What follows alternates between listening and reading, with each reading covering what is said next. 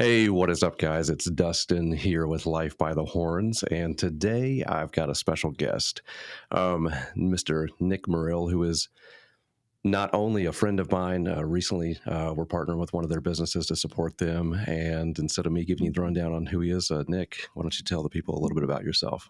Oh, thank you for having me, Dustin. I genuinely appreciate it. And again, my name is Nicholas Morrill. I am the Director of Development for Rise Athletic Performance and the co-founder for WDR, which is We Do Recover Coaching. From the Rise standpoint, we specialize in basically just a whole health approach to fitness, including your physical health, mental health, spiritual health. And we also put a particular focus on making sure that the body is in homeostasis and functional nutrition. On the opposite side of that, WDR utilizes basically the same platform and same setup, but we're doing a study to show how having good physical health, mental health, spiritual health, coaching in that aspect, plus recovery coaching towards recovery capital can actually increase the rate of addiction recovery in the first year. Because right now it's about 8%. So we're going to be doing a study over the next year to see if by adding in the physical side, if that'll actually increase it above 8%. Okay, very cool. Well, before we get into all the professional and career-based stuff, man, you're more than that. So before Rise, before WDR, I mean, you're a husband, you're a father of two, bodybuilder, you're a lot of different things. So, man, I'd like to, just give you the soapbox, for a minute, kind of start with your, early life, early adulthood, and kind of walk us through how you got here. And thank you for reminding me. I need that too. Don't worry. Normally when I get into these settings, I'm a little bit socially awkward and I start talking about business right away because that's literally all I talk about all day long. But yeah, we'll do a little history on me. So thanks for the reminder. So I'm one of 6 children. But, wow. So well, there's 3 boys, 3 girls. Grew up in a very traditional household. So my dad did all the stuff and things and just worked very, very hard. My mom raised all the kids. So from the first one to the last one, there's only a 12 or 13 year spread. Wow. So they had 6 kids very, very quickly. Yeah. I believe they started having the first kids like 20, 21 years old. And at that point, you don't know it then, but you know it now. Like my parents were children, like having children. We moved around a lot because my dad, God bless him, he's a very, very driven man, but he didn't go and seek out a bunch of education. So he had a high school diploma, and he took that high school diploma and he started off as a technician fixing copy machines for Pitney Bowes. And by the time his career was over, he stayed with the same company for 35 years. Wow. And he was the vice president of global communications for Blue Crest. So Blue Crest was what Pitney Bowes ended up being coined after they were bought out by a private equity firm. So he started off fixing their machines to literally running the entire world when by the end of his career. So with that, he took a lot of opportunity. I would say opportunity cost, and he moved us around a lot. So I lived in Tennessee until I was 13 years old. In the middle of my 8th grade year, I moved to Connecticut. Culture shock. Yeah, it's horrible. Sorry, Dad, but it was horrible. And as soon as my senior year in high school, they wanted me to move to Maryland, and I moved out at 17. And I stayed in Connecticut, finished my high school career there. As soon as I was done there, I moved to Maryland and graduated from Towson University. As soon as I was there, I moved out to California, Georgia, back to California, back to Georgia. And now I finally found a good woman, and she made me put some roots here in Georgia. And from that time, I believe I was 32 when I met Jen, which is my wife.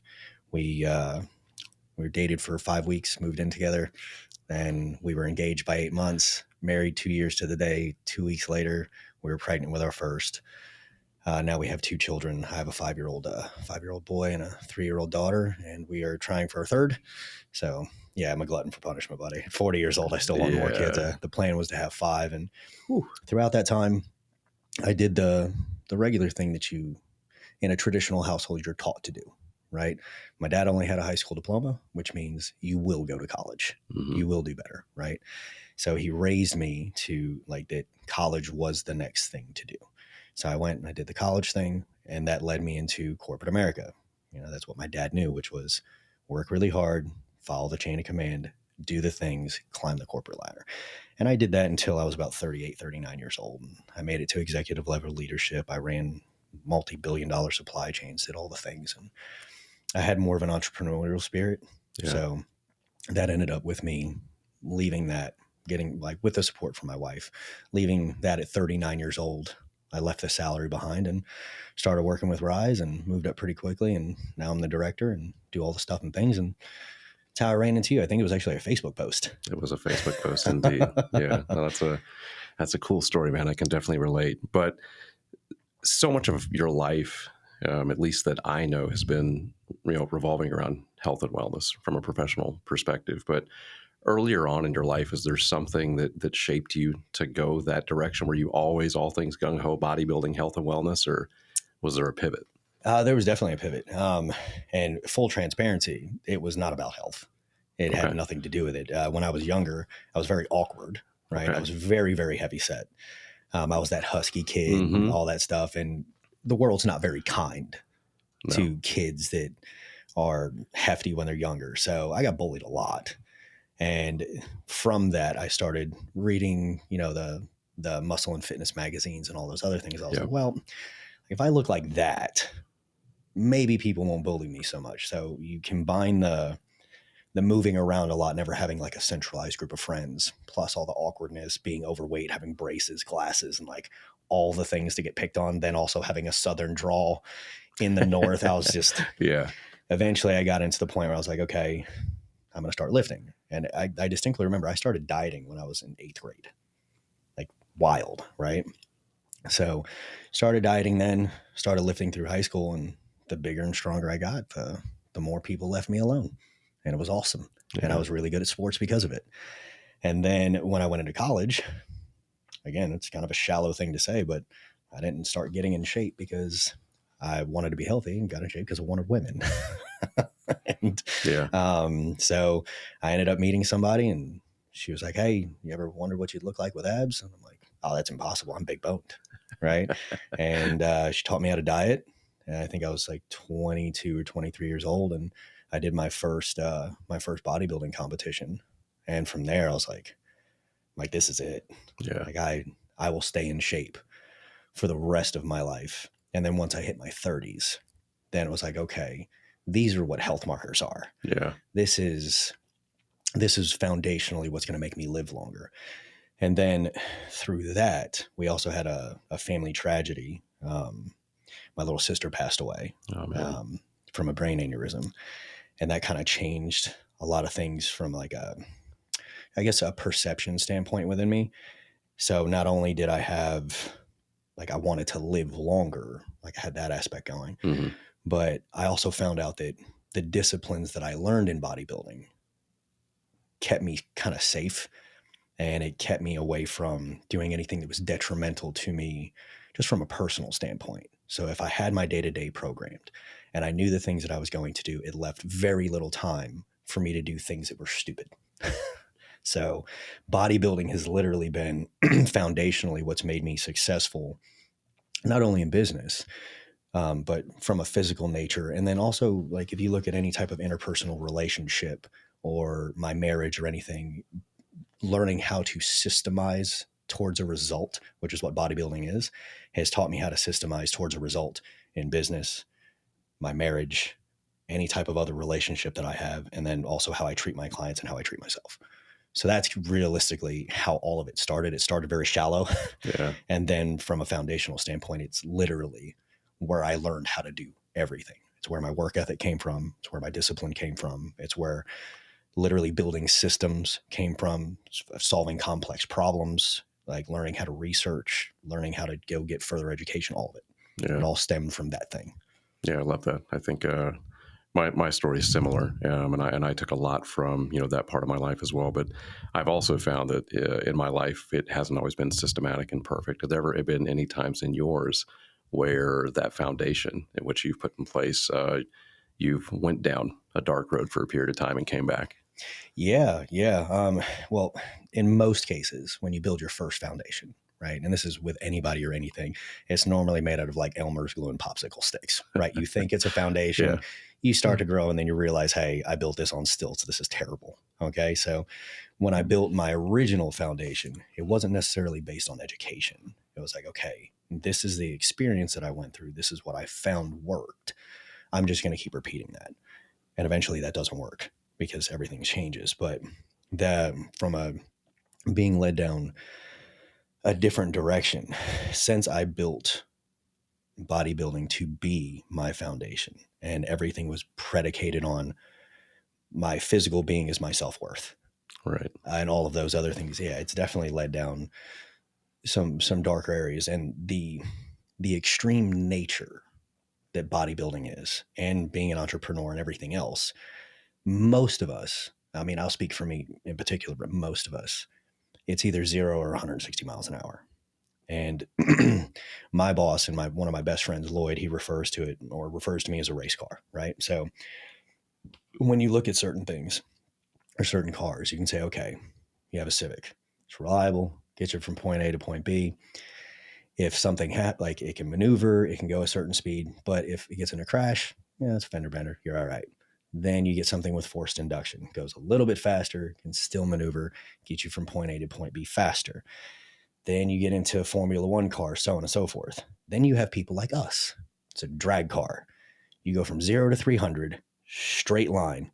But since you're built to perform at that rate, if you veer, you explode. It's terrible. Yeah. And I've gone through a couple instances in my life where my extreme nature, and again, full transparency, when it came to alcohol, same thing, very extreme nature. When it came to women, same thing, very, very extreme nature. It's like I have to be all in or all out on something. When it came to business, same thing. And not having any type of temperance or any type of balance, and not being able to multitask or focus on two things at the same time, it has definitely led to the end of some relationships, the end of some jobs, some mental health struggles throughout the years until I was able to get old enough and a little bit wiser to say, okay, I don't have to only do this thing. I can take a piece of this and a piece of this and bring it together. But yeah, it's led to some pretty dark spots. In fact, I've been clean, or whatever you want to call it, from some of the things that ailed me after my sister died for a little over 10 years now. Wow. So that's how dark that type of extreme nature can take you. Yeah. Yeah. Is there anything, and congratulations on the sobriety, but is there anything that, during that time or even now, being that drag car, that you've learned, if you start to feel like you're deviating, that you're like, you can recognize it to get you back on course? Or even when you were in those really dark states, was there anything that, finally made you flip the switch that you're like, this is not for me, and get back on the right path? I will give a lot of that credit to my wife. She has taught me a tremendous amount. And I'll give a lot of credit to Lloyd Hereford because it is very, like, loyalty is an easy thing to speak about, right? But loyalty doesn't exist unless it's tested. Okay, so I've had very few people, when things have gotten hard, actually step up and be like, okay, hey, it is very inconvenient for me to be loyal to you right now, but I'm going to step in. I'm going to be loyal to you. I'm going to teach you some things. And throughout some of the things that I've learned, when I start to veer off and start to feel or see things start to fall apart, whereas before I would just push harder, be like, no, I'll just push through this thing. There's a system in place that we have now where it's, you take a step back and you evaluate everything, right? The second thing is you seek to understand. So once you take a step back and analyze the scenario that you're in, it's like, okay, why am I here? What is actually happening? And then at that point, you don't try to solve it yourself. It's like, okay, so step back, evaluate, seek to understand. The next step is actively listen, which means I need to implore somebody to speak to me to get an outside perspective on what is happening so that they can cover my blind spot. Listen to what they have to say, and then you put together a plan and execute. So I didn't know how to do that when I was younger. But now when I start to see my numbers drop, or I see something change in the business, or I start spending less time with my wife, or I see my kids acting a certain way, I take full accountability for it and I say, okay, here's where we're at. Why is this stuff happening? Not reactionary, go after it. Who can help me fix this? Like, who's got a perspective on it? And then, like, I actually listen to other people, and then you make the plan and go forward. Yeah. For sure. I love that. Well, let's pivot a little bit. There were a handful of topics you wanted to talk about, and I know you brought up Jen a couple of times. Um, 10 years you guys have been together? I want to say 2016, so 8. Okay, 8 years. Mm-hmm. So, in that time, and obviously you've gotten some wisdom from it, what are some things that marriage has done to influence your approach to leadership? I used to think that leadership was very directive. Okay. It's like, okay, I have the plan. Yep. I know what's best. This is the direction that we are going. And it doesn't matter how many bodies are in the way by the time I'm done getting us there. I am after the result, regardless of the cost. Yeah. Marriage has taught me that the best way to get an actual result is to collaborate. Right. Okay. And if you look at business in general, and they say this all the time, it's a terrible meme, but like the people at the top are not competing against each other. They are literally collaborating, pooling resources to find a new level. Yep. So I think that that's one of the major things. And then delivery of communication is 100% on the person delivering, right? Yeah. So if I deliver a communication to somebody and their reaction is not what I expected, it is not because of them. It is because of the way I delivered. That is something that I learned from marriage as well. Because I may have the greatest intent in the entire world, but intent versus result is not the person's fault. It's the leader's fault. So learning those things and learning how to be accountable for those messages and land messages properly based on who I'm speaking to and based on reading the room and what their reaction is, I think is something that I learned a lot from marriage too. Because, happy wife, happy life. Right. So what about some strategies that you use? So you're a busy guy. I mean, you've got travel as soon as you leave here. You work long days, and we'll talk about balance here in a little bit. But what are some strategies that you use to make sure that you've got that balance within your marriage? I will not lie to anybody on this podcast. I haven't quite figured that out yet. Okay. Right? It's the best thing that I can tell anybody is just listen to your partner. Yeah. Right. I am a 100% believer in having a very traditional household. But with that, I also believe that the woman that you choose and that chooses you will either make you or break you. So if that is clearly defined, listening to them is probably a good idea. Yeah. So the best strategy that I have is just reading my wife, understanding what she needs when she needs it. And if I don't understand, because let's face it, like how often do we actually understand? Just ask the right question. So like I can come home now and take a look at my wife if I've been gone for a couple of days and I can see she's touched out. I can see that she's overwhelmed. Like I know her mannerisms. If she's sitting in the kitchen, rubbing the same spot on the counter, like it's one of those things where it's like, hey, let me take the kids. Don't pay attention to me. Why don't you just go like drive somewhere? Just get out of the house, go do something. Also, if we haven't gone to church and we haven't gone and tithed and we haven't like spoken about Jesus, I can see that on her. Mm-hmm. It's like, okay, so what is missing from the foundational pieces that make our marriage great? And you go back and you start seeing what's missing and kind of put those back in place. You have to be very intentional.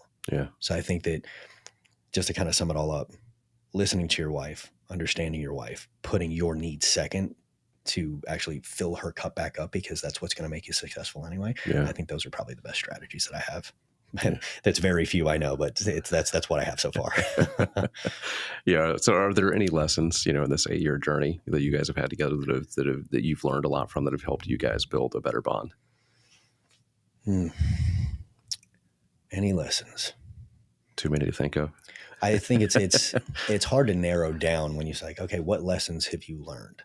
I think that not to spin off Jordan Peterson too much, but telling the truth always would be probably the biggest one. Because if you don't tell the truth and you don't address things right away, and you don't have that argument, if you don't confront the situation, it will fester, right? And it will lead to resentment, and resentment will ruin a marriage, right? And another thing is not projecting your expectations onto somebody else. Like all expectations lead to disappointment. Right. They do. So I don't have these wild expectations of my wife. Like, okay, you're supposed to have the sex drive of the way you did when we first met, when we didn't have kids and all these responsibilities. You're supposed to be done up every time I see you, or like all these like weird things like, Yeah. hey, do you still love me today? Like, we good? Like, so you bring the expectations down, and make sure that it's not something that I expect so much that it's going to affect my mood if it is not that way. So lowering the expectations, or at least tempering them. Yeah. Making sure that you tell the truth, addressing situations where they're at right away, and then also learning to forgive very quickly is probably one of the most important things. Because they say time heals all wounds. That's absolutely incorrect. Time heals all clean wounds. Yeah. So if you don't address a situation or something that happened and there's still pain there, you can't forgive. So getting out in front of it and saying, okay, we're going to sit down like adults. This is going to be painful. You're going to tell me all the things that you hate about me right now. And that's okay. And I'm going to give you a safe place to do that. As soon as this is over and we have this conversation, we are literally going to move forward. So get it out now. And it's a practice that we actually do. So in January, like this last December, we went through a very rough time in our marriage, very rough, to the point where we went out to dinner and we sat down and said, okay, the first question at dinner was, do you want to stay married? Like, that's how serious things got. Yeah. Okay. So you sit down and you say, do you want to stay married? Yes. Okay. So for us to stay married, we need to decide who we think each other are. So I sat down and I said, okay, is your husband this, or is your husband these things? Right? You have to choose which one you're going to believe, because there's a whole stack of proof that I'm this, and there's a scenario that's this. And I've never cheated on my wife, so that's not what it is. Yeah. Okay. We had our own situations. She needed a little reminder. She chose the good, like the better side is who I actually was. And then we sat down and we did the same thing with her. It's like, okay, is my wife this? Or is my wife the mother of my children, the one who supports me, the one who's been loyal to me, all these things? Is she the things that I resent right now for some selfish reason, which you get blinded by? Or are you all these other things that have led to all these great things? And we sat down and made that decision. It's like, okay, we're going to stay married for another 90 days. In 90 days, we're going to come, we're going to have another date, and we're going to sit down. We're going to talk about all our resentments again. Where are we at? And we literally do that as we go forward in 90-day increments.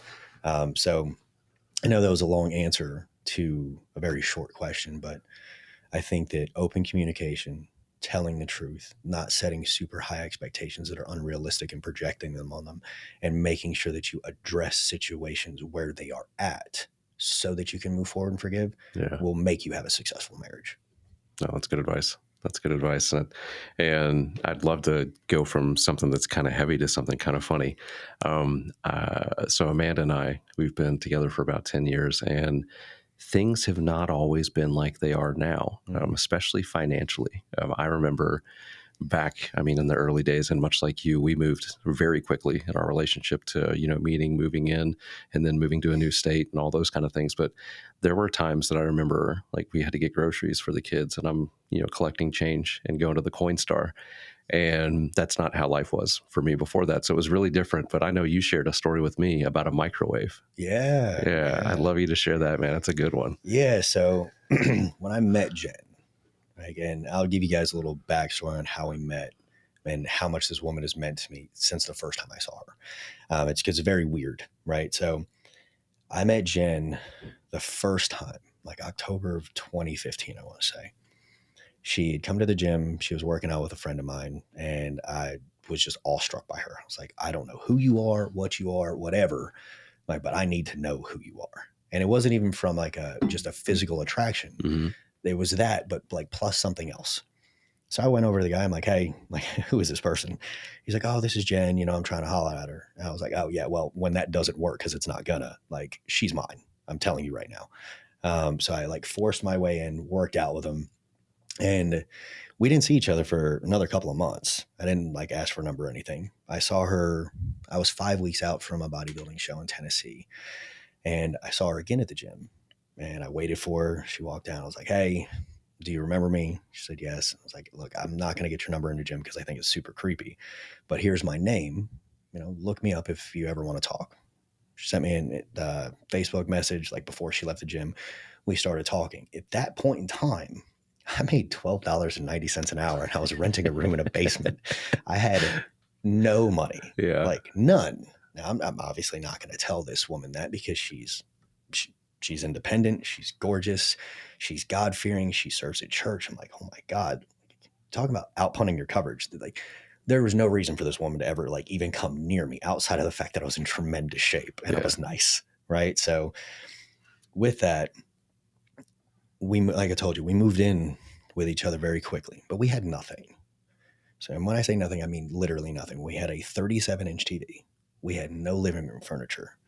We had a bedroom set. We didn't have a microwave. We didn't have plates, nothing. So we rented a 1-bedroom apartment behind the Mall of Georgia that we could not afford.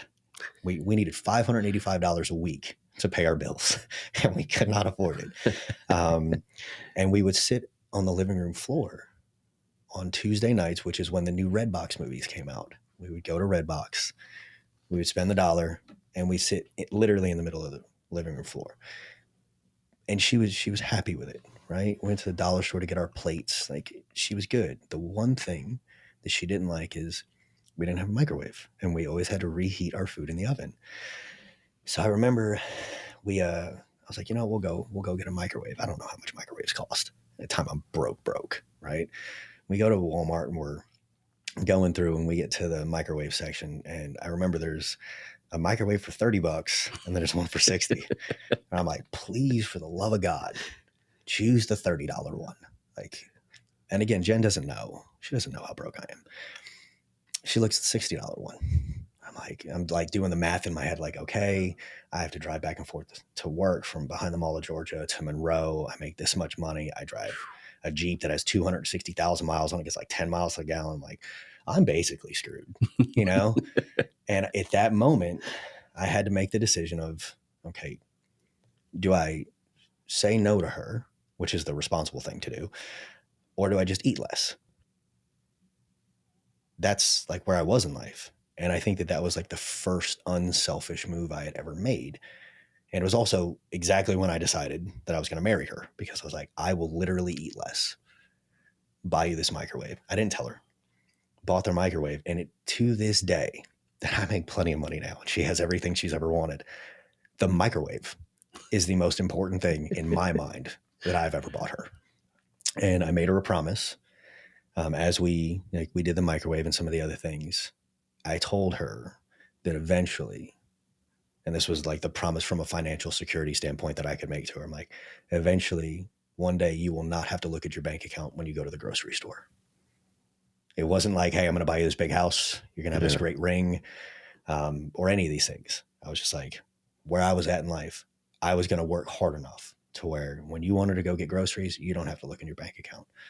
And you look 8 years later and it's like I'm sitting on a podcast talking about being successful. But yeah, that's where it started, man. Very, very humble beginnings. Yeah, for sure, man. $60 microwave. $60 microwave out of all the things. That is the thing. That is the story that I will always tell. And I will tell my kids that story. Whenever anybody asks how me and Jen met and how much I love her, it's not the ring she wears. Yeah. It's not the Wagoneer she drives. It's none of those things. It's literally this stupid $60 microwave. That is the story that I will tell. That's good stuff, man. That's good stuff. So let's start talking about fatherhood and your kids. So you've got 2 kids. How old are they? 5 and 3. Okay. So still young little ones, which is a great time. They start getting opinionated and they have a ton of fun and all those kind of things. But what, as a father who, at this point, I mean, you've really instilled a lot of great values in yourself. What are you trying to instill in them? Oh, man. I know this is going to sound really corny because, everybody says that you want to instill discipline and work ethic and all these things. Mm-hmm. And I literally just want my kids to know that daddy loves them as often as possible. Like, so regardless of what happens in life, I will always be there. I will always love them. There's nothing that they could ever do wrong in my eyes to make me shun them, be mad at them, nothing. Like, my goal with my kids is to, if anything ever happens, I don't want them to have the same perception. And this is no offense to my parents. I would never want them to be like, I don't want to tell my parents because my dad's going to kill me. I want them to have the utmost faith that if something happens, I cannot wait to tell my dad he will fix this. That's what I want. So yes, I want to instill the work ethic. I want them to be successful. I want them to be disciplined, and I want them to be respectful, and I want them to be smart and educated and like all of these other things. But I think that those are just foundationally what you're supposed to do as a parent. Yeah. That's not one of those things where it's like, hey, this is an extra. No, that's your foundation. So I don't talk much about those. But instilling the fact that I love you, your mom loves you. There's nothing that we would not do for you. Jesus loves you. Stay grateful and be in service to people. If I can instill those things, I think that that would supersede anything else that I could ever teach them. Yeah. Yeah. I love that. So I used to travel a lot myself, not so much anymore. And I mean, part of the reason I left what I was doing previously was because I was traveling so much. I was missing parts of my son's life, and I've got 2 bonus kids too who are great. But I mean, you're busy and you travel a lot. So, going back to what you said, like always being there, sometimes that can be kind of metaphoric. Yeah. So, and they're still young, but is your goal to be at every game and every practice and all the things, or is it be at the most important stuff, or just be present when you're present? I think that it is very hard to be a great provider and a great father. Yeah. Or as present as you want to be. Right. So I don't think I've ever met a like hyper successful man that doesn't have to deal with sacrifice. Right. And you got to kind of weigh it out. So would I love to be at all my son's games? Yeah. All the dance recitals? Absolutely. Every karate practice? 100%. Would I be doing my children a disservice from where I am now doing that? I think so. Yeah. So regardless of what I want, I know what I'm responsible for. Yeah. And my responsibilities are to make sure that they never see any of the bad out of life that I've seen. They get to experience all the good, and they understand what it costs to earn the life that you want. So I think that them, like, honestly, me not being there all the time is every bit as beneficial as me being there all the time. Yeah. Because my son will grow up and he'll say, okay, you may not like me at first. Like I didn't like my dad, but now that I'm 40, I can look back and be like, wow, Yeah. how hard was this on my dad to travel from the time I was 13, never be able to see me. He was gone Monday through Friday, literally every week from the time I was 13 until my mid-20s. Never saw my father.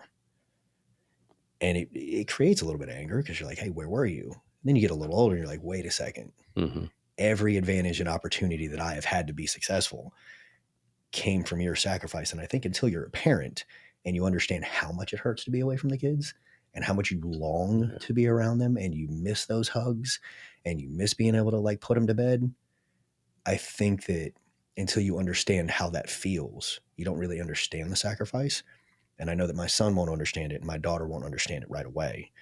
But I think that me going and being willing to make those sacrifices and willing to swallow what hurts me the most will actually benefit them as they kind of progress down the road. Yeah.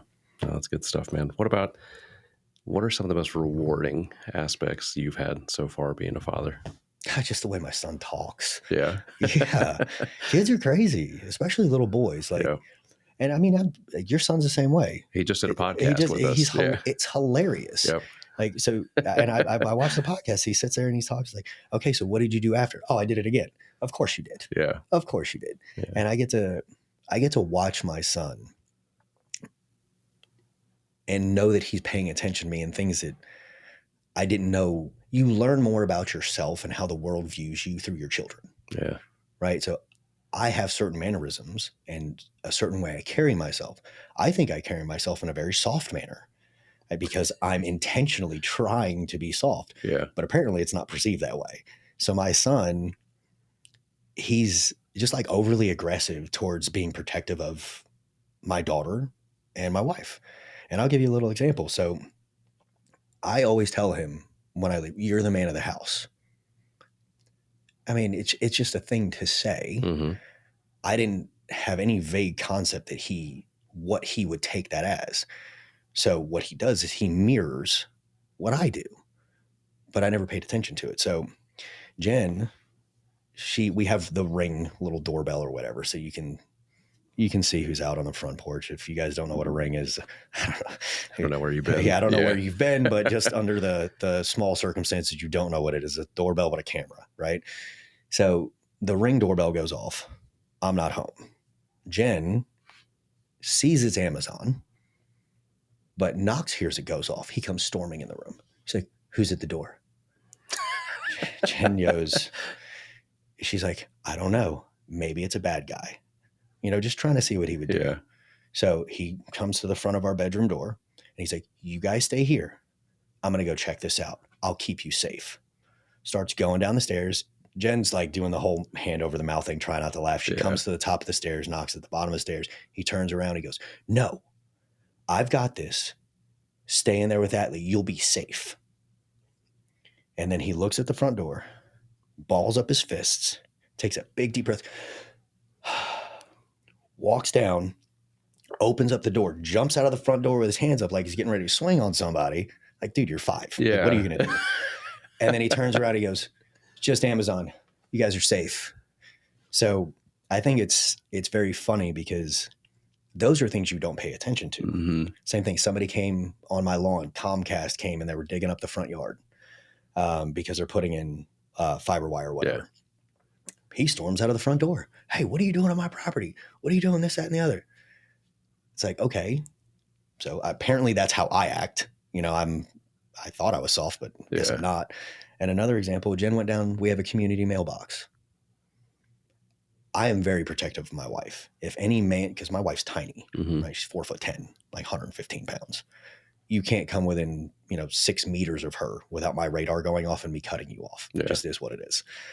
He's picked up on that. So she goes down to the mailbox, gets out of the car, starts getting the mail. Another car drives up. Guy gets out, check the mail. All of a sudden, Jen hears the car door shut and Knox comes flying around the corner, gets in between the man and her, and starts questioning him. So I think, like, again, just kind of round it all up, like, I learn more about who I am based on how good, or I don't want to say bad, but how my children act. Like, I can see what needs to be corrected in me based on the things that they're doing. And it's been a lot of fun, man, because the things that, like, they listen to everything. Yeah. They see everything. And watching them go through these little leaps and learn how to process new information and how they view the world is just so cool to me. Like, even my daughter, like, she's 3 years old. She weighs 23 pounds. She is tiny, tiny. Mm-hmm. But she does not take anything from anybody. Like, she's very, very tough. She's very fearless. She'll jump from the top of the steps all the way down to the bottom of the steps knowing that I'm going to catch her. Right? So just all these little things, again, I think you learn who you are as a parent and how you treat your children and how you view the world based on how they view it, because the only way they know how to view it isn't based on personal experience. It's based on yours. Yeah. Right. So I think that that's been probably the coolest thing as being a parent, is like, okay, I learn a lot about myself and how to correct myself based on how I need to correct you.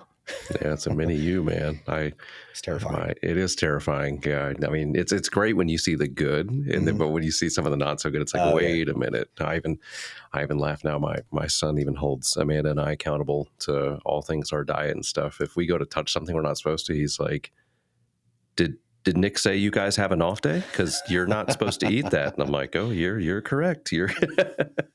What's one of the favorite situations you can remember where it just kind of, like, with your son, where it just throws you off?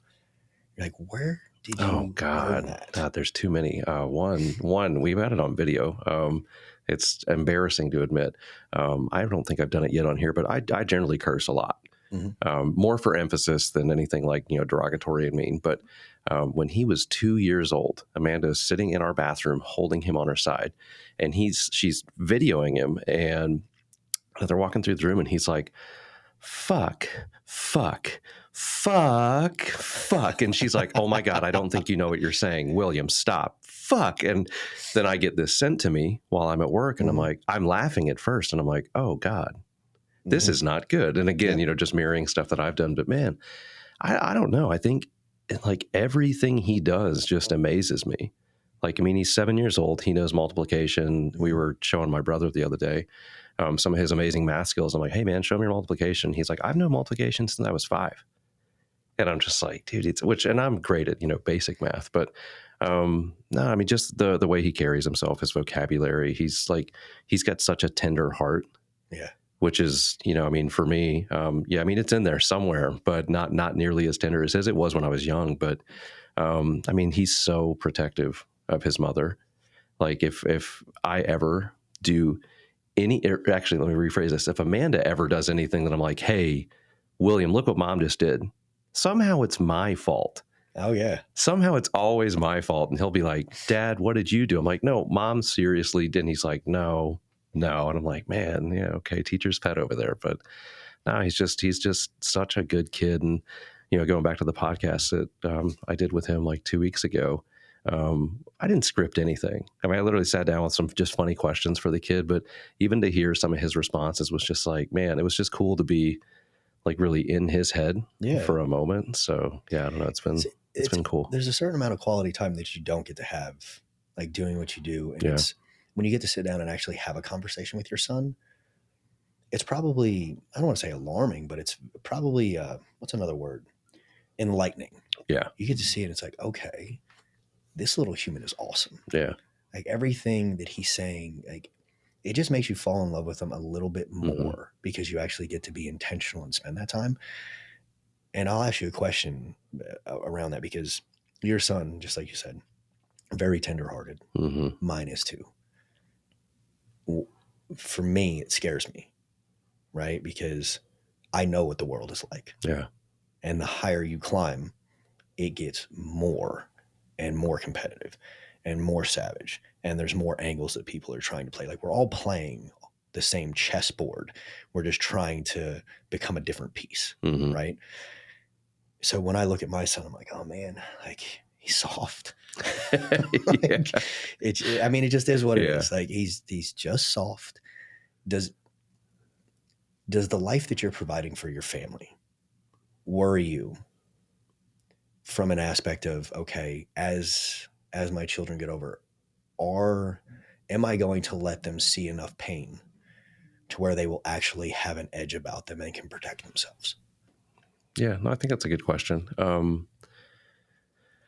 I mean, as much as like things are great, like right now, I mean, they're not perfect. I mean, there's times that I say no. I mean, we don't let them do, anything and everything they want. But I think with a lot of, even though it's not like direct exposure that he has to like adversity and things, like the kid is a VR guru. Like he can tell you anything and everything, but in those moments, it's a non-sheltered place, and he's playing with a lot of kids that are older than him and say mean things. And a lot of parents might be like, "Oh my God, you need to take that away from him." No, it gives him some outside exposure to things that he's more sheltered from at our house. And he'll come up to me and be like, "Dad, someone just called me a B word and an S word." And I'm like, all right, let's talk about this. Or he'll, they're being mean to me. I'm like, dude, I can hear you from the living room. You're yelling at them. I'd be mean to you too. So it gives us some like nice real world dialogue. But I mean, he's come downstairs and said crazy things to me that these kids say. And it's opened up some good conversations that he's still young and may not fully understand, as smart as he may be.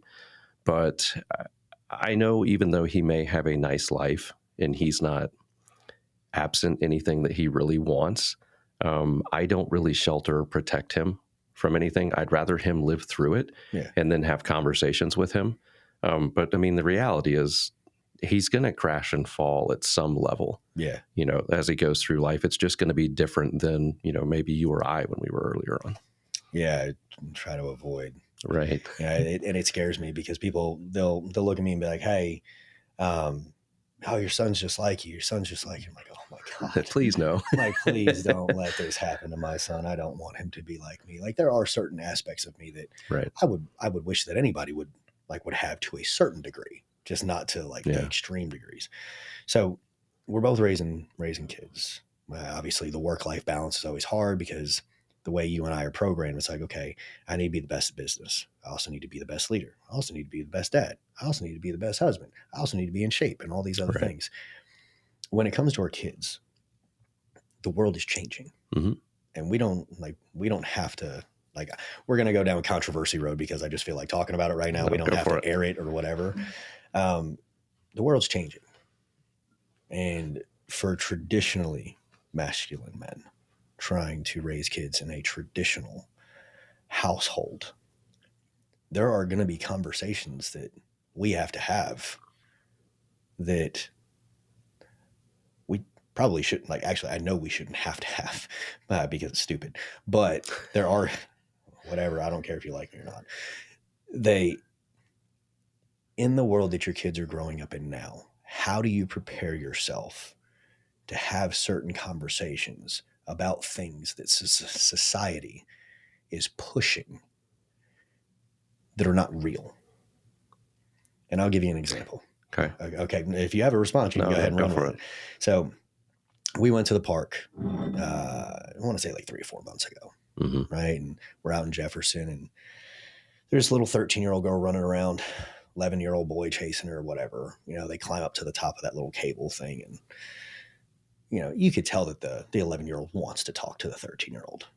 The first thing that the pickup line was, "What are your pronouns?" That is not a conversation or a pickup line I have ever had to deal with in my Yeah. entire life. Like, you're a girl. I'm going to go talk to you because I'm a boy. Yeah.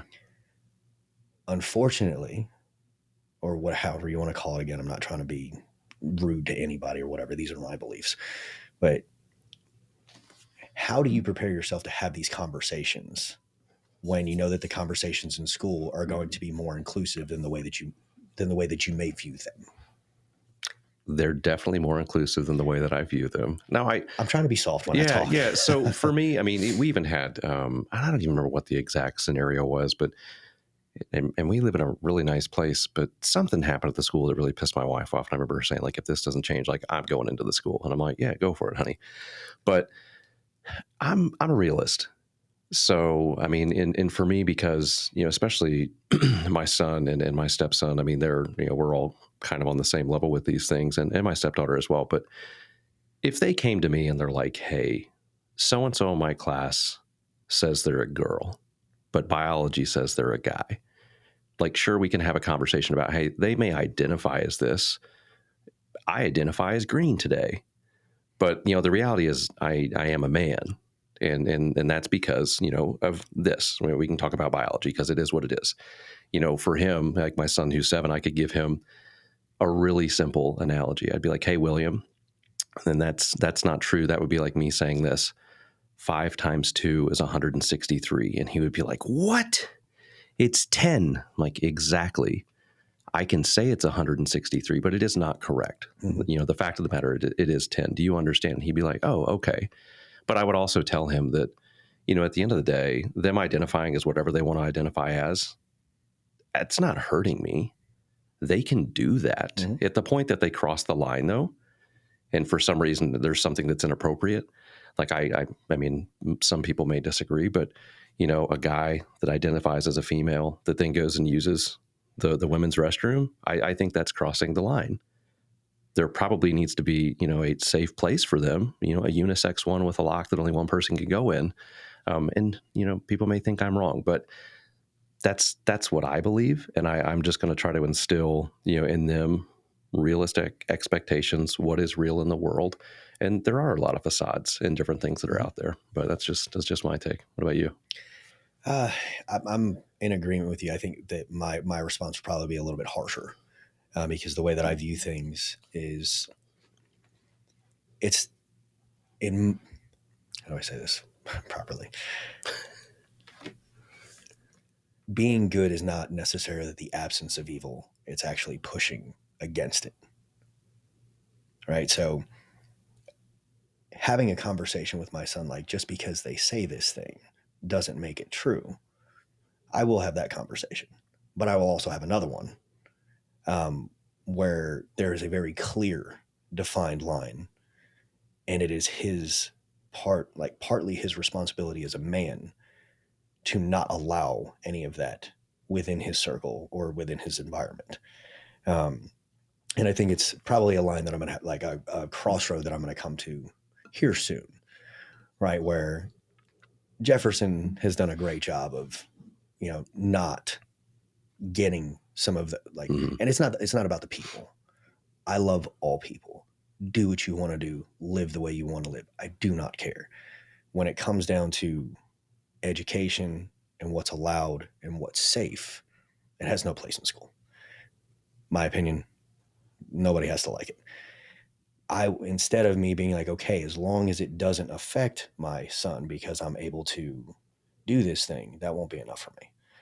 I will literally be like, oh, okay, this is allowed in school. You don't go to the school. Right.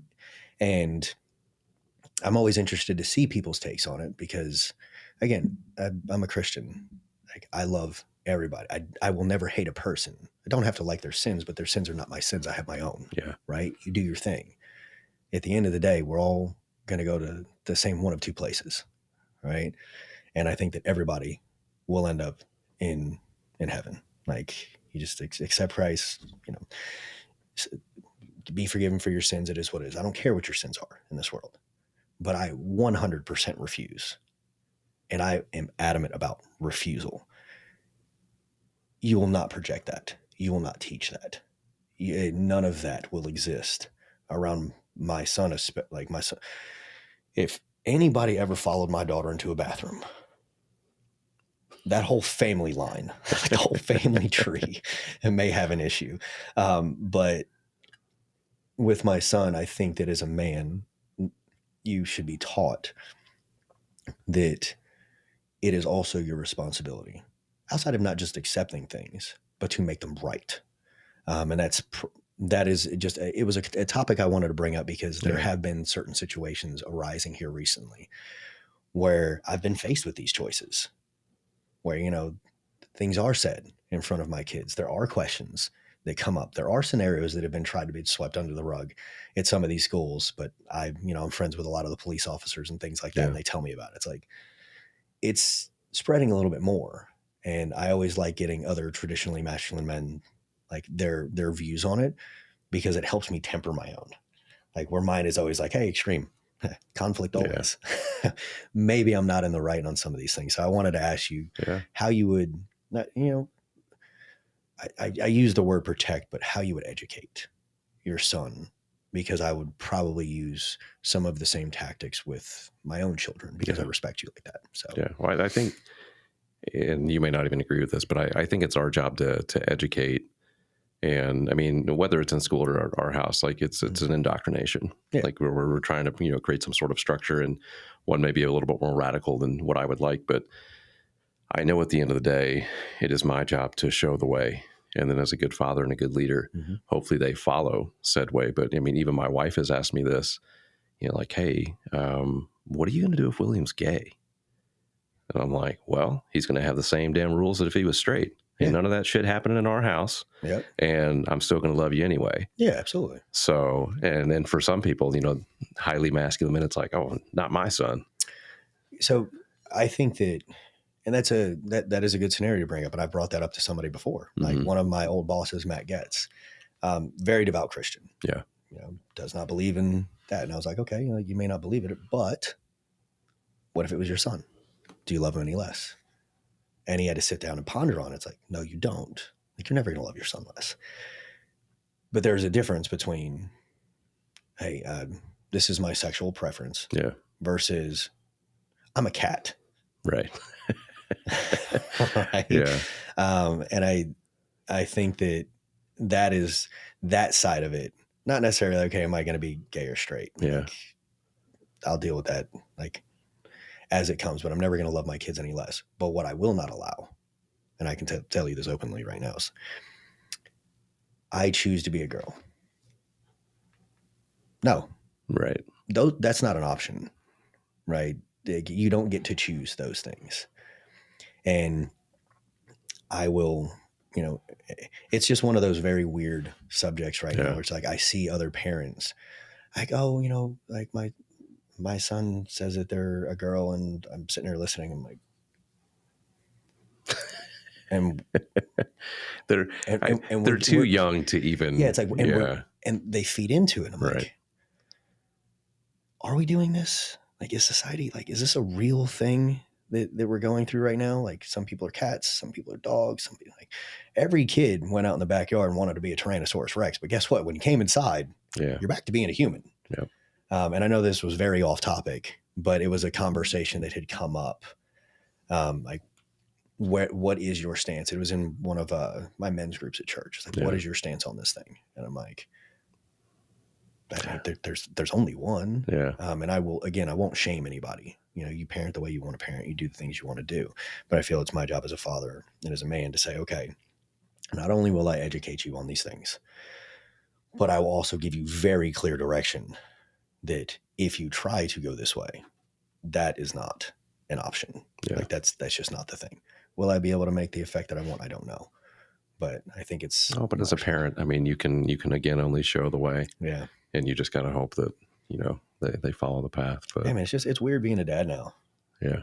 The society pressures are just there was no such thing as toxic masculinity back then. And there's no such thing now, whatever.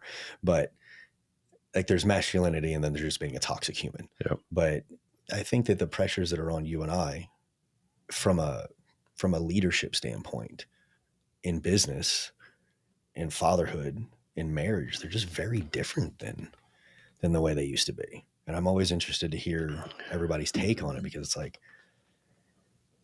there are just different conversations we have to have. And we're ridiculed way more for every decision that we make in and out of the workplace than. Well, I think that a lot of that ridicule and stuff, though, comes from a very loud minority. I think there's a silent majority that agrees, but just doesn't want to go down that road of being ridiculed. So they just kind of sit back and watch it. Yeah. But and that was what I was saying. Like, it's not enough to have the thought process. No. As a man, like you should step up and speak out against those things. But that was an off-topic thing that I wanted to ask about. No worries, man. I even short story, but going back to that, if your son was gay, and obviously faith is a huge part of your life. I used to work with somebody years ago that had 3 sons and a daughter, and I didn't even know they had a third son until way later on. And it so happened that the third son was gay. And the first 2, they talked about all the time, and they talked about their daughter all the time, but never this son. And the most ironic thing, and they also went to church, but the most ironic thing in that whole scenario was we had a gentleman that worked with us that was gay, and she loved him so much that she went to Pride down in Atlanta to give hugs to all the gay guys. And there was just so much irony in that whole situation. Yeah. Like on a surface level in front of a bunch of people that you really don't know, you'll go and do something like that to get society's approval, but you don't even talk about your own son. So yeah, it's just a super, super weird scenario. But anyway, let's pivot from that stuff. You've talked a couple of times about work-life balance, and I hate the word or just the term overall. Yeah. But being a busy guy that you are, like, what are some of the strategies that you use to try to find that in your life? So I don't believe that there is balance. Okay. I believe that everything is timing and priority. Okay. Right. So as I've gone through my career or careers, right, there have been times where there needs to be a higher priority on work and finances versus family. There is no balance. If there's 50-50, everybody loses. Same thing. Like if you talk about, marriage is compromise. No, it's not. A compromise is literally you don't get what you want and you don't get what you want. That's not how this works. Yeah. Right. So with work-life balance, I think that there's different switches that you need to be able to turn on and turn off. And there are certain parameters that need to be laid out that you need to stick to. And I'm not great at them, so I'll use Lloyd as a perfect example. Lloyd is in his mid-30s, and he is hyper successful. He has always been hyper successful. Very smart, very calibrated, very emotional, mature person, right? With that, he will work from 6:30 a.m. until 4:30 every day. Mm-hmm. He will stop intentionally from 4:30 to 6:30 when his son goes to bed. It's 7 o'clock. He will go back to business. Everyone's like, oh, well, how is that balance? He will literally do nothing. It is a non-negotiable from 4:30 to 6:30. That is a switch that he can turn off, another one that he can turn on, turn it back off, and then turn this one on. And you have to be able to do those things. Like when I'm at church, man of God is on. That's it. There's nothing else. When I'm at work, this one goes off, work comes on. That's all I do. If you're asking me to be a dad while I'm in work mode, ain't happening. Like I can't balance those things. So there have been times when I was trying to establish myself, where the conversation needed to be had with my wife, where it's 7 days a week, 12 hours a day. This is what I'm doing. Are you okay with this? Because this is the cost that we need. This is the cost for what we want. The answer is yes. Okay. I'm going to go do that thing. There have been other times where she steps in and says, these are exactly how many hours you get to work. At these times, you will turn off. Yeah. Period. So I don't think that you should try to balance everything, because that's ridiculous. Nobody can do those things. Not if you want to be successful in any area.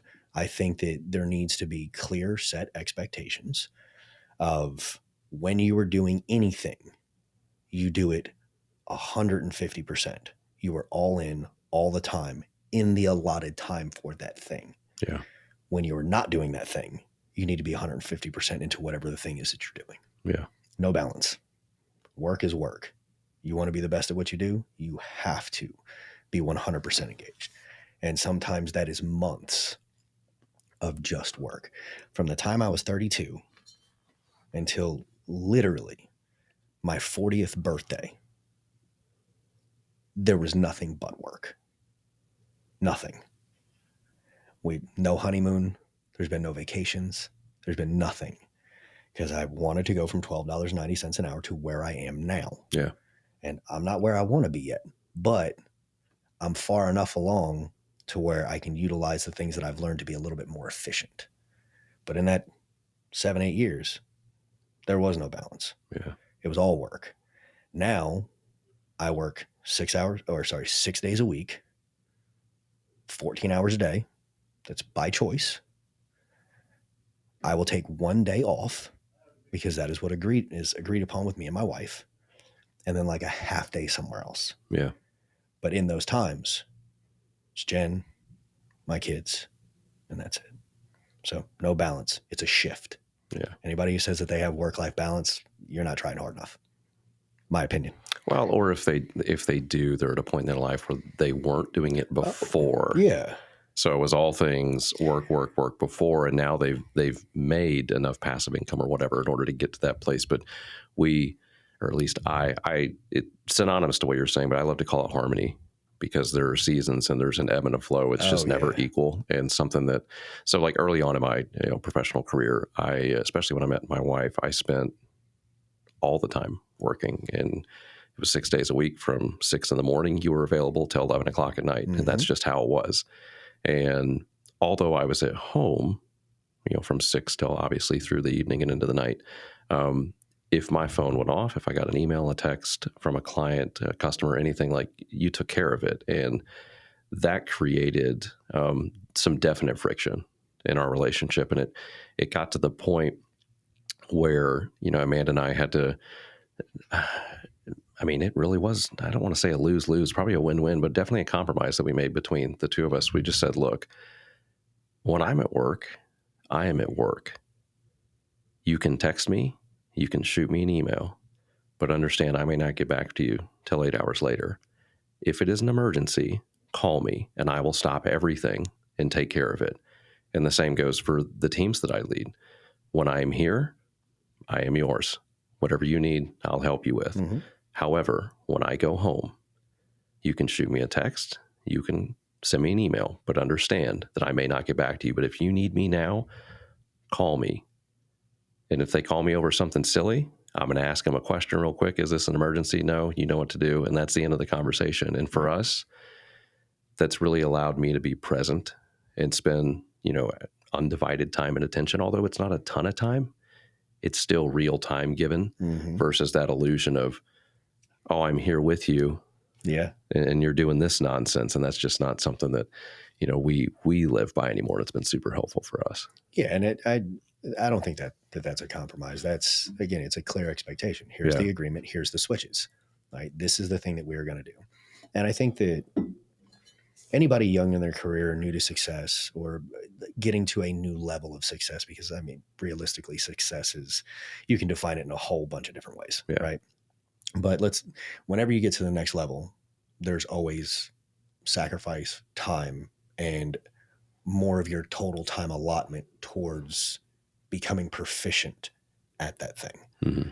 When you first become a parent, same thing. When you first change careers, same thing. Yep. January 1st, everybody goes 100% into fitness, right? And then it tapers off. So it's, for a short time, right? But again, I think it comes down to, just like you said, you had the conversation.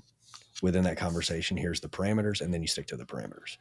But I would tell anybody that's listening, if somebody's telling you that they have work-life balance, that the reason you are listening to them is because they are more successful than you. But since they are more successful than you, they actually may have the opportunity to have work-life balance, but they did not get there by being balanced. Correct. Like, there's a book by Malcolm Gladwell called Outliers, right? And the basic concept is, and this is my synopsis of it, number of hours equals output, right? So if you look at somebody like LeBron James, or you look at somebody like Kobe Bryant, they were good when they started, which means they got invited to, like, when they were 6 years old, they got invited to summer league when maybe another kid didn't, which means they got all the hours during summer league. Then they got invited to AAU. Then they get all those hours from AAU. The other person didn't. That may not seem like a lot, but those hours that are spent when the other person didn't get an opportunity compounded for years and years and years. You can look at them and say talent all you want. No, there was zero balance, all in on one thing, which made them what they are. Any successful human being has put in more hours, or is able to be more efficient within those hours than you have been, which is why they are where they are. Yeah. No, I love that stuff, man. Well, we've talked a little bit about your early life, what you're doing now, marriage, children, work-life balance. What I'd like to do is probably take a break. And what we'll do, since we've been a little bit long, guys, we're going to jump into a part 2 here in a moment. So bear with us, and we're going to talk a little bit more about Rise Athletic Performance, this new venture that Nick's got going on, and what makes these guys super unique. See you next time. Thank you very much.